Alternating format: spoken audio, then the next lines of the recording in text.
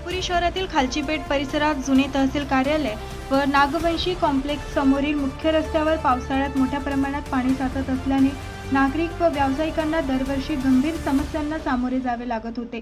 रस्त्याच्या पलीकडील बाजूस असलेल्या दुकानांमध्ये पावसाचे पाणी शिरत असल्याने व्यापाऱ्यांचे आर्थिक नुकसान होत होते। तसेच या मार्गावरून प्रवास करणारे वाहन चालक, पादचारी आणि महाराणा प्रताप चौकाकडे जाणाऱ्या नागरिकांचीही मोठी गैरसोय होत होती। सन 2024-25 मध्ये या रस्त्याचे काम पूर्ण करण्यात आले होते, मात्र रस्त्याच्या कडेला पावसाच्या पाण्याचा योग्य निचरा होण्यासाठी अंडरग्राउंड नाली किंवा अन्य कोणतीही प्रभावी व्यवस्था करण्यात आली नव्हती।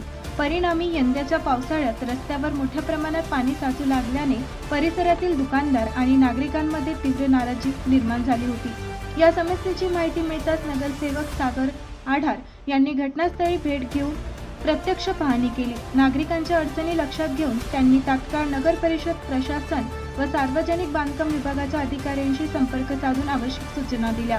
त्यांच्या पाठपुराव्यानंतर रस्त्याच्या कडेला अंडरग्राउंड नाली तसेच पावसाच्या पाण्याचा सुरळीत निचरा होण्यासाठी आवश्यक उपाययोजनांच्या कामाला तातडीने सुरुवात करण्यात आली।